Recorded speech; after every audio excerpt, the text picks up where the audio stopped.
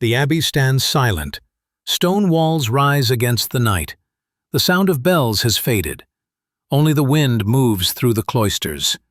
Here, monks live by strict rule, silence, discipline, prayer, and even in sleep, their life is shaped by devotion. Each monk sleeps alone, not in comfort, but in a small stone room called a cell. The walls are bare. A single window, narrow, often unglazed. A wooden door, plain and heavy. Inside, the furnishings are few. A bed of wood, a thin straw mattress, a simple blanket, if any. No decoration, no luxury, nothing to distract the mind from God. In many orders, monks were forbidden comfort. Some slept without blankets, some without pillows, only in their robes lying on straw. The idea was sacrifice, to deny the body and purify the soul. The chill of the night was a test, a reminder of discipline, and of Christ's own suffering. Before bed, the monks gathered for prayer. The service of Compline. Soft chants rose into the stone vaults, Latin words echoing in the darkness. Afterward, silence. The monks moved slowly to their cells. Lanterns glowed along the cloister. One by one, doors closed. Inside, each monk lay down. The cold pressed close, but stillness brought peace. Most monks slept in their habits. Woolen robes, rough to the skin, a rope belt, a hood drawn low. At times they wrapped their sleeves across their chest, or curled tightly, conserving heat. There was no softness, only endurance. Monks did not sleep through the night. The rhythm of prayer ruled all hours. At midnight, the great bell rang. Matins, the service in the dark. Each monk rose, crossed the cold stone floor, and walked in silence to the chapel. Candles flickered. The choir filled with voices, chanting into the stillness of night. When it ended, they returned. Some slept again for a little while. Others stayed awake, meditating or reading scripture. Winters were harsh. Stone walls held the frost. The air inside was as sharp as the air outside. Yet monks accepted the cold. They believed it drew them closer to God. That comfort was a temptation, and hardship was holy, where we might shiver and despair. They endured. At the first hint of light, the bell rang again. Lauds. Morning prayer. The monks rose from their hard beds. They filed once more into the chapel, breath steaming in the cold air. The day began not with comfort, but with worship. So how did monks sleep in stone abbeys, without blankets? They slept in silence, in discipline, on straw, in robes with little warmth. Their rest was short, their nights interrupted, their bodies uncomfortable, but their faith gave them strength, and in their hardship they found purpose. In the dark stillness of the abbey, monks dreamed not of comfort, but of eternity. The Silk Road stretches for thousands of miles. Mountains, deserts, endless plains. It was not just a road, but a lifeline between worlds. China to Persia, India to Byzantium, east to west.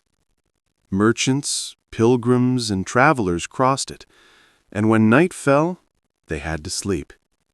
Picture it, a long train of camels, their bells jingling softly, men leading mules, carts creaking under silk, spices, and porcelain. By day, the road is alive with movement. By night, the caravan stops. The animals are tethered, fires are lit, and a small world of tents rises from the dust. In the desert, nights are cold, colder than the day could ever suggest. The heat vanishes with the sun, the sand releases its warmth into the sky. Travelers wrapped themselves in wool cloaks, in furs, in layers of cloth. Some dug shallow pits in the sand, lined them with blankets, and let the earth block the wind. Others huddled close to the fires, their camels forming a circle around them, a living wall against the night. Wealthier merchants carried tents, large, round, woven from felt or wool. Inside, carpets softened the ground, pillows and blankets piled high. Here, deals were whispered, stories were told, songs filled the air until sleep claimed the camp. But poorer travelers had little more than the clothes on their back. They slept under the stars, their packs for pillows, their cloaks for warmth. The Silk Road was never silent. A camel grunted in the dark, a horse stamped its hoof.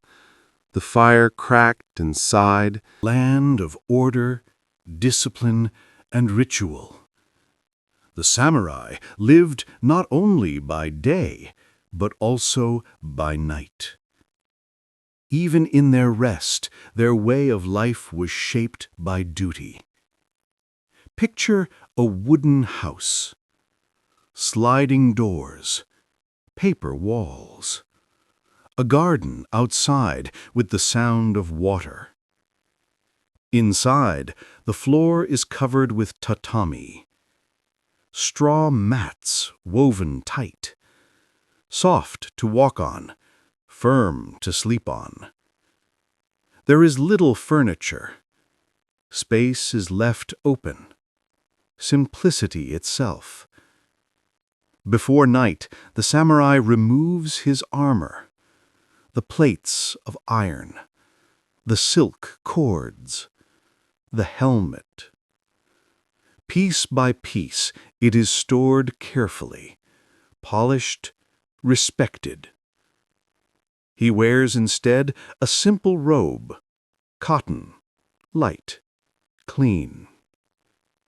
Shoji screens are closed. Lanterns are lit. The glow is gentle, soft, golden.